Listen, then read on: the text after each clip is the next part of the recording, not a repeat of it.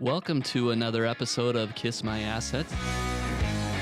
The transparency, the openness, the communication is more than you could expect. I'm sold.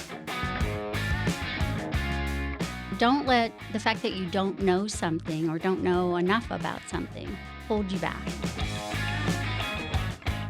I knew I wanted to invest. What better way to invest than to invest in what I already know that I love, which is real estate.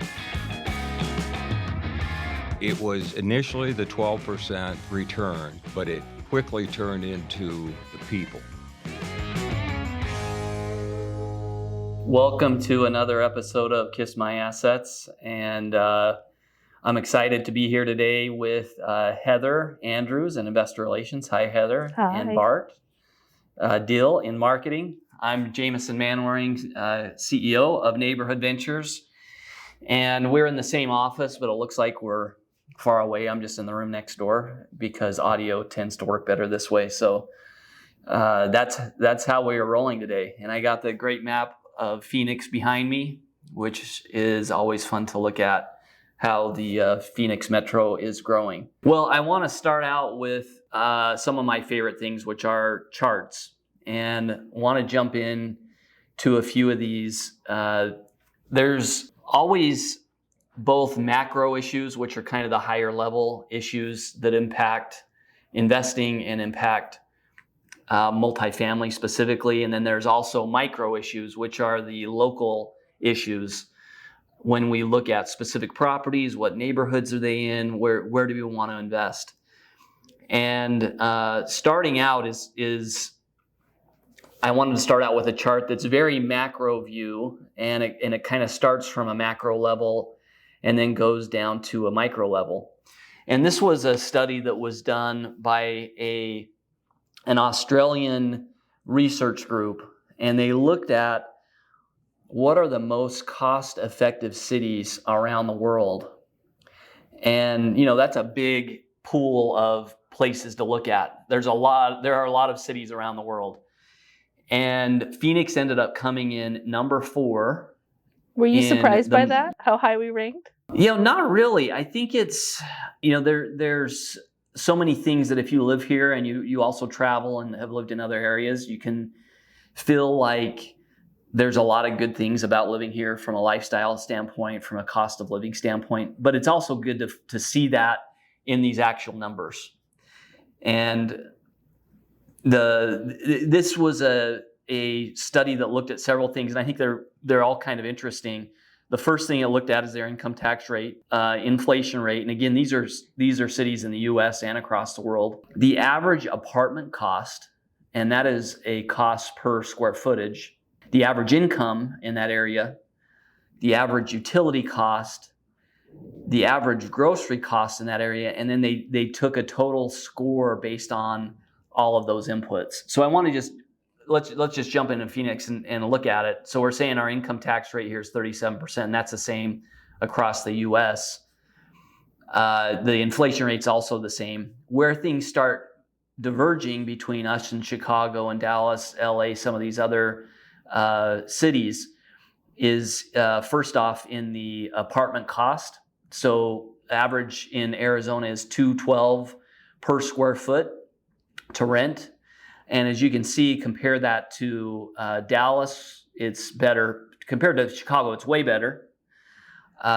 Philadelphia, and then of course LA, New York, those numbers really stand out. So from a affordability standpoint, even though rents have gone up pretty significantly the last few years in Phoenix, it's still that's an area that we are strongest in, is our affordability, and that improves our rankings. Then the next thing to look at is our average income, and our incomes have moved up where our incomes are higher than Dallas. So if you look at our cost for rent is lower than Dallas, but our income is higher. And we're approaching Chicago level income, and we're much less on the square footage. And then our utility costs are good. They're not as low as some of these markets, but they're still affordable, more affordable than many of these markets. If you look at especially some of the Europe markets. They look at better than San Diego, San Jose, and then our groceries as well were better than most markets. I'm going to stop complaining at the grocery store now, just because I saw this chart.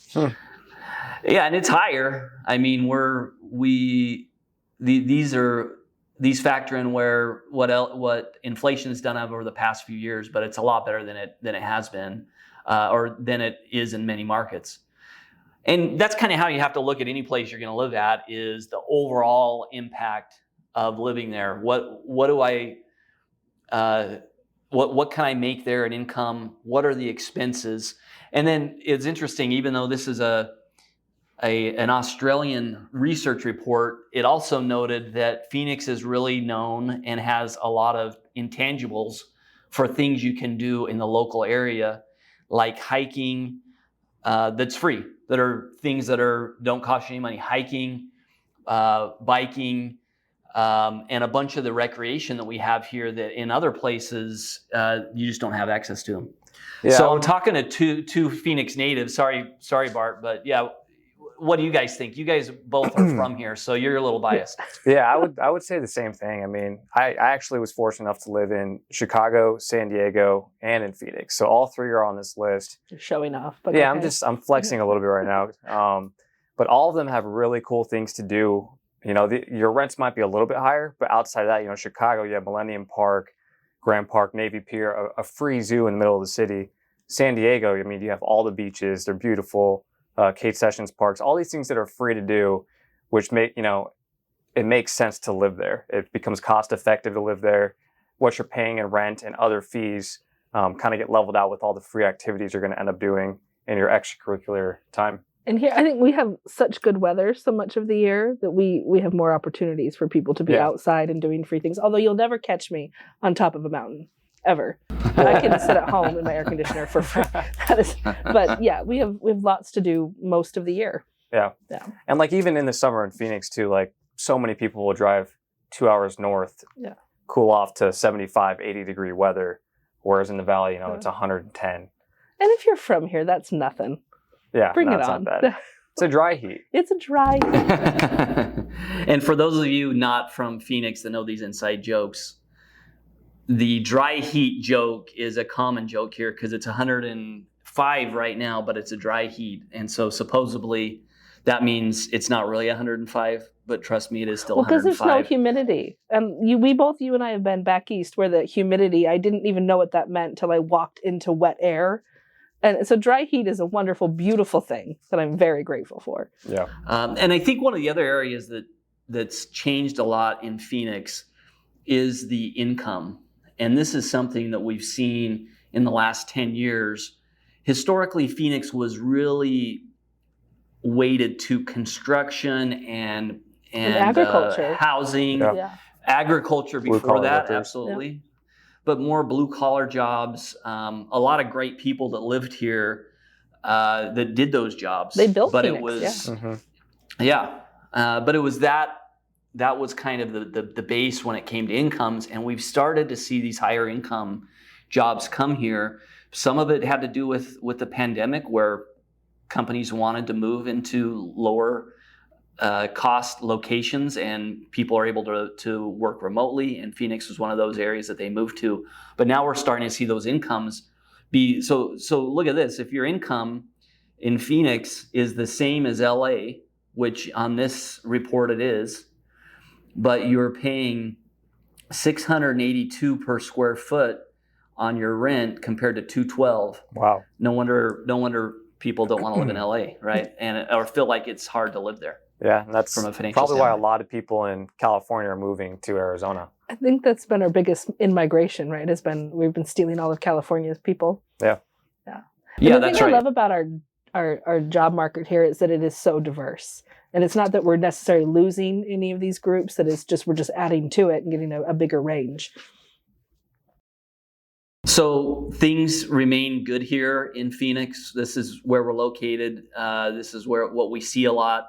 And it's the summer months are always interesting because we kind of complain a little bit. It gets a little hot. But we basically have 9 months of the year that are beautiful. But the rest, the summer is we kind of get through it, and it isn't as bad as you think it is until you've once you've got through one, it comes easy. So let me shift to the next chart that we have, and this is the U.S. housing starts for the month of May. And let me just talk a little bit about what this means. This is new homes that started in May, and we saw, since basically last summer, once the Fed really started aggressively raising the rates, we started seeing housing starts decline. And that was not a good thing to see, because we are at a shortage in the supply of housing that's available. And we started to see that decline. And the reason was because home builders saw it as a very difficult environment to be able to go and build new homes in a new subdivision.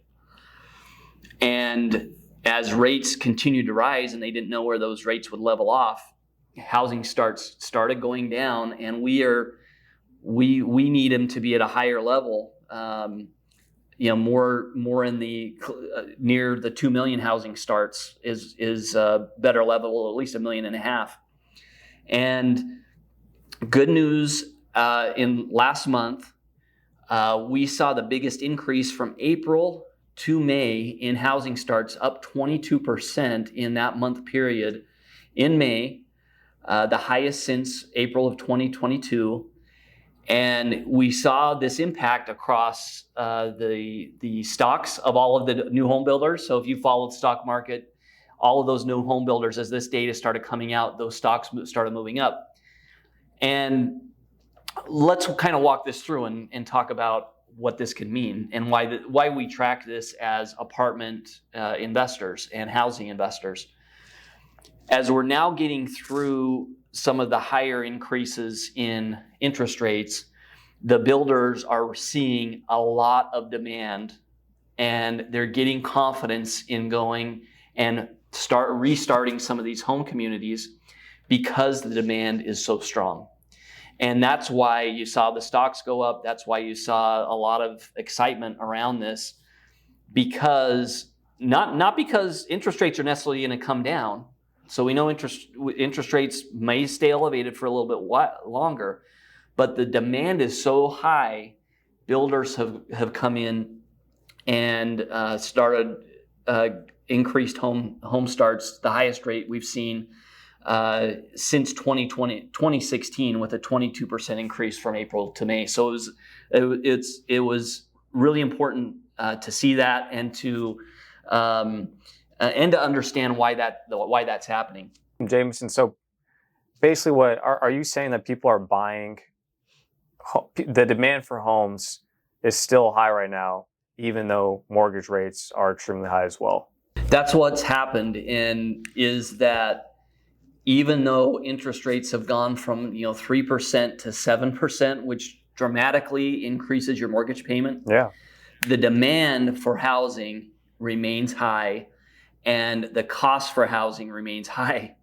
The value of homes has not come down, not what the Fed had hoped, and that's because there's still a shortage of housing. And we see this in multifamily. We know that there's continues to be a shortage in these growth areas like Phoenix, like the Southwest. And so the builders are also seeing this, and that's what accelerated the housing starts. So this is a positive trend. One of the things that, let the trend be your friend. That's kind of an old saying. That's cute. And we know, most importantly, it's cute, but it's also,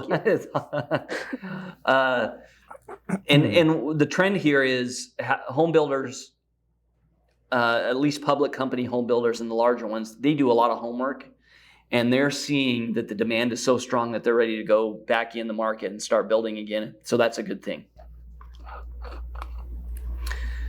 So wanted to talk a little bit about NV REIT, and this is the REIT for Neighborhood Ventures that we launched earlier this year, and I'm gonna go ahead and pass it over to Heather, and you can talk about each of these bullets, because you're the one that's talking to our investors every day. Yeah. So one of the important things I think people most excited about, it is currently distributing. It became cash flowing in April because we had our first acquisition venture on Williams, a wonderful property, at the end of February. And so it is paying out 5% annually. And that's paid out, it's divided up throughout the 12 months, and it's paid on the 10th of each month. And investors have options to have it sent right to them. They can auto it, set up an auto invest, you can reinvest. And so that's happening every month. I did not wear my glasses because I didn't want to look like a nerd. So They hold cash flowing stabilized assets. Yeah, there we go. So he's going to interpret for me because the presentation's a little far I got away. LASIK, guys, so I can help with this. And I recently got told I was too old for LASIK, so I'm still thinking about that. So the REIT holds only stabilized cash flowing properties, so it can especially look to our properties that we're getting ready to sell and say that's a wonderful property. It's stabilized, it's cash flowing, it stays leased up. This is a great acquisition for the REIT. And because it's cash flowing, that's how we're able to do those distributions. It also, Invest I'm going to read that in one to me. multifamily assets. Yes, it's a great way to invest in multifamily assets. Our REIT also, a smaller portion, will invest into our current projects like Venture on 36 that's open right now. It's most likely investing in Venture on 17th. And so that's another way to diversify and get benefit there. And yeah, one thing that I'd mention here is we're seeing a lot of headlines around commercial real estate and some of the challenges in the commercial real estate market. And our REIT is only investing in housing. Yes. So these are townhomes, they are apartment buildings, they are housing related assets. We're not investing in or purchasing office buildings or industrial buildings or retail centers. And it's important to know that and sorry, I'm just stopping you here, Heather, because the other thing, the other thing that's important with this is we specifically are targeting multifamily assets because of what we see happening over the next 10 to 15 years. We see an increase in the demand for multifamily as housing has become more expensive. More millennials now are wanting to buy a home, but they're not able to afford it, and they have opted into renting. And I saw this headline earlier today, actually, that renting is the new buying. Yep. So instead of buying a home, and it used to have all this excitement around, oh, let's find the house, let's drive around the neighborhood. People now do that with renting. Yep. They say, hey, what is the right apartment for us? Where do we want to live? What are the schools like here? If we're relocating to a new metro, they do that same level of research. Yep.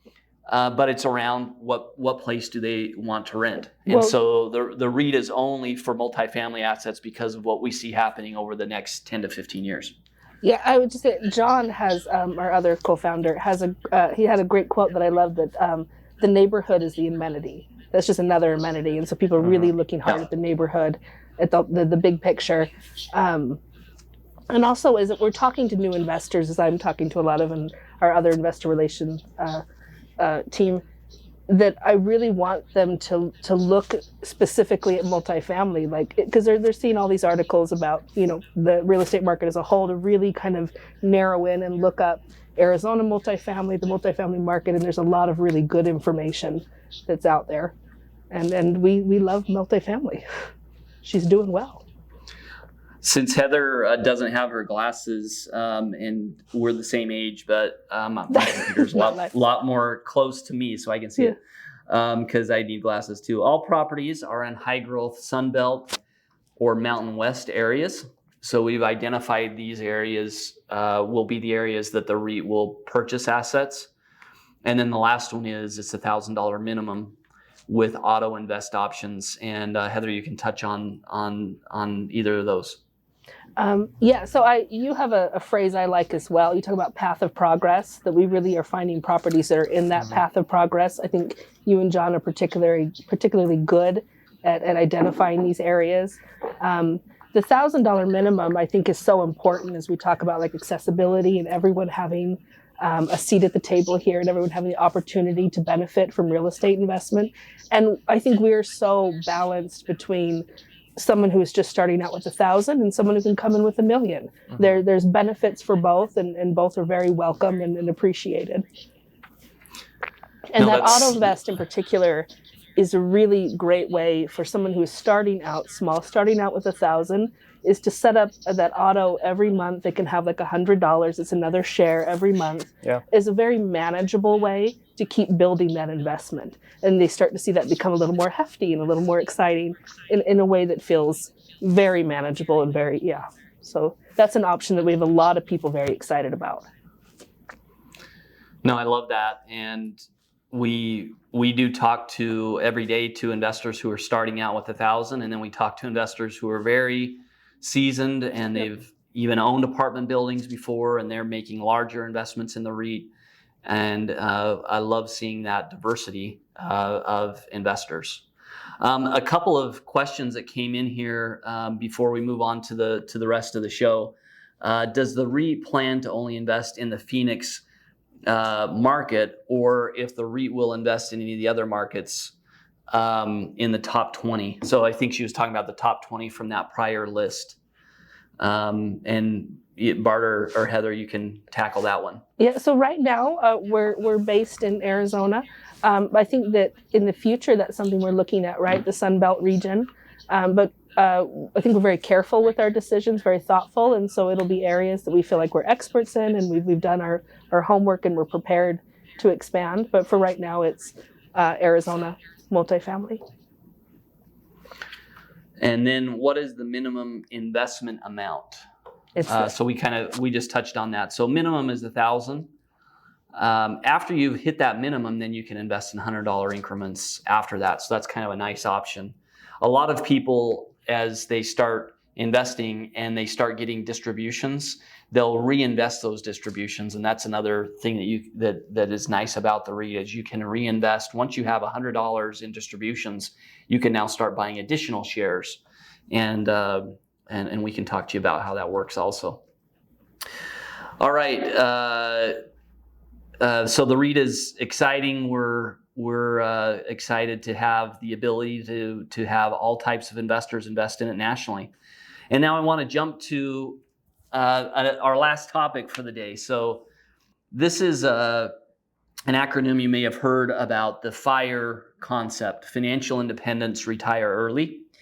So this is the idea that has really started to get some momentum in I think a very positive way, but in some ways might not be too balanced, and we can talk about that. But the idea that you save in a very deliberate and extreme way. You invest. It's a very frugal lifestyle, is it? Yeah. Yeah. And some people are better at that than others. But that's kind of where it begins, is you start to say, okay, I'm going to spend less. And then you figure out, how can I start earning more? Maybe it's a side hustle. Maybe it's putting in more time at work. Maybe it's flipping houses on the side. But at the end of the day, that will allow people to keep more of what they make so that they can retire early. And there was the article that we're referring to that came out, talked about how the F.I.R.E concept is a great concept, and a lot of people now are starting to retire with several $1 million, and that's a great problem to have.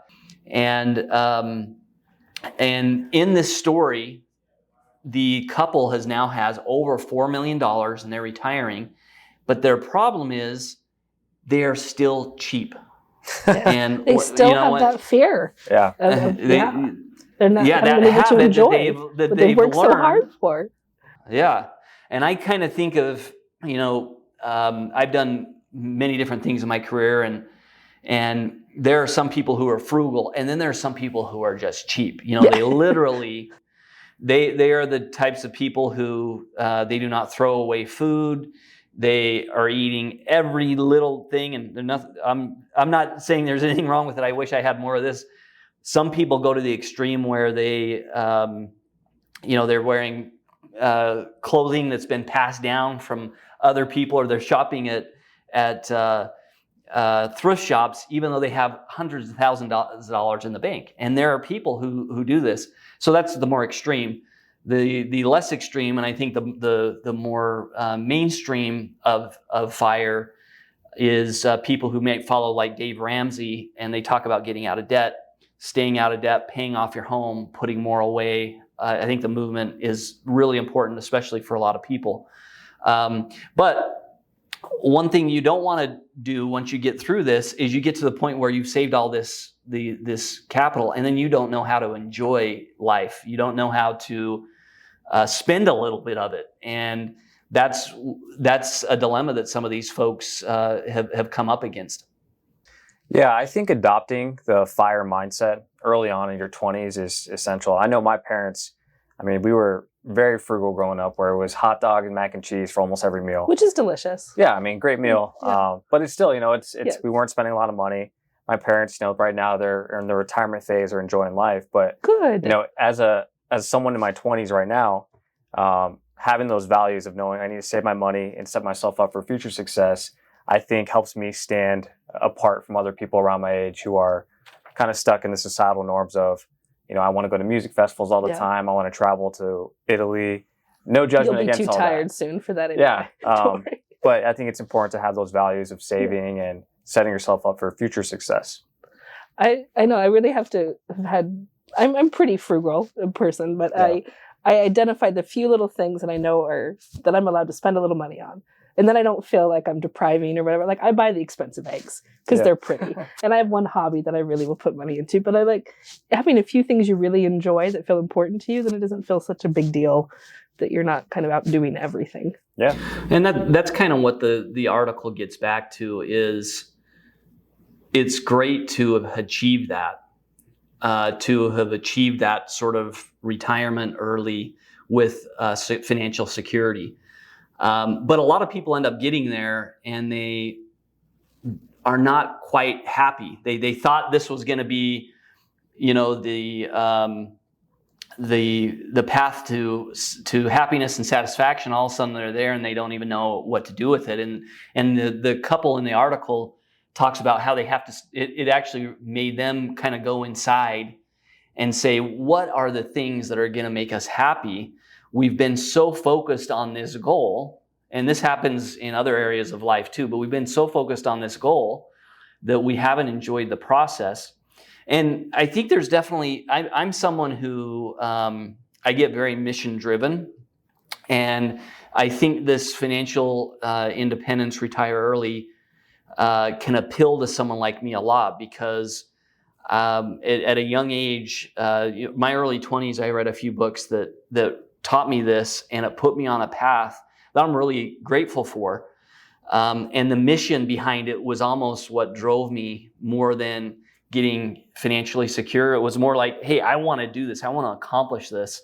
And the goal initially was to have enough income, passive income, that came from investing that would cover my monthly expenses.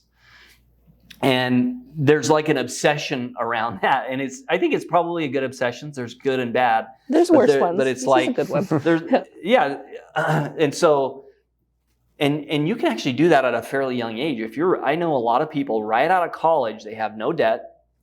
They've hustled through college, and they have a few $1,000s in expenses, and with their early on in their late 20s, early 30s, they're keeping that debt low and their expenses low, and they're covering those costs with passive income. Maybe they have a rental property, maybe they have a business that's paying them passive income, and then it's also the concept that it doesn't matter how much you have made, it matters how much you keep. And many of our investors are in this phase where they've put money away. They're living on that passive income. And I would love to hear from more of them about how to enjoy it. And I know some people, they are able to enjoy it naturally. You know, there's no problem spending money. That's how I am. If I have some, I have no problem enjoying myself. And in whatever way you do it. Yeah, I spend a lot on my friend Heather. Yes. You know, and I feel good about all of that. Yeah. But I think at the same time, it's important that if you go and live that goal, that you don't become so focused just on the goal that when you get there, you don't enjoy the journey.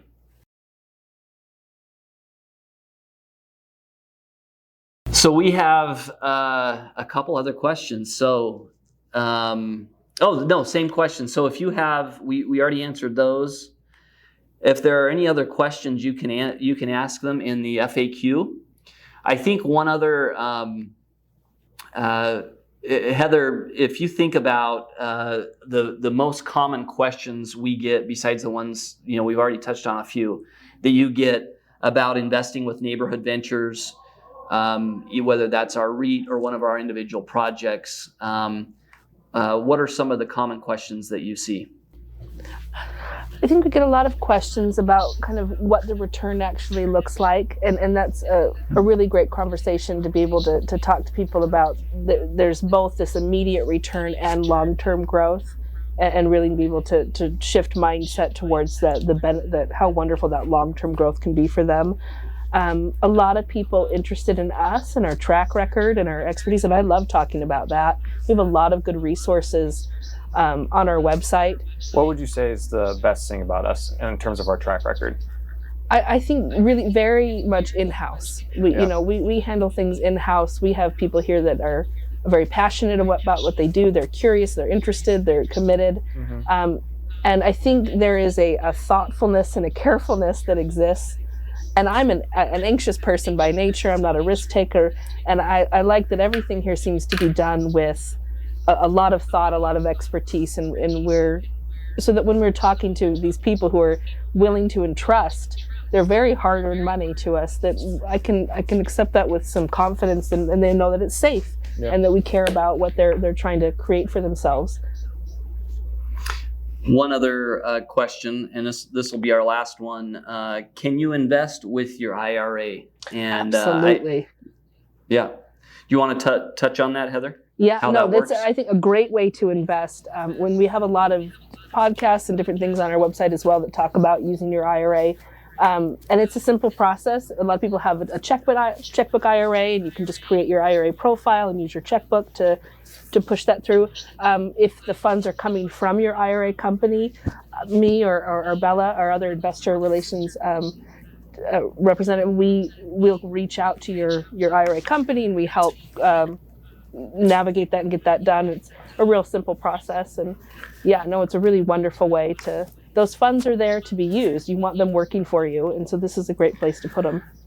And the other thing about that, and I love IRAs because the government has allowed us to use these vehicles to save and invest tax-free.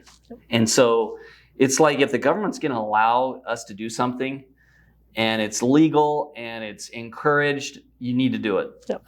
You will be happy that you did it down the road. And just to put it into context, if you start investing in an IRA, and let's say you grow a $200,000 over the course of 30 years to $1 million, which is not difficult to do. If you get a 10% return over a 25-year period, and you've invested $200,000 over that period, you will have over $1 million at the end of that 25 years.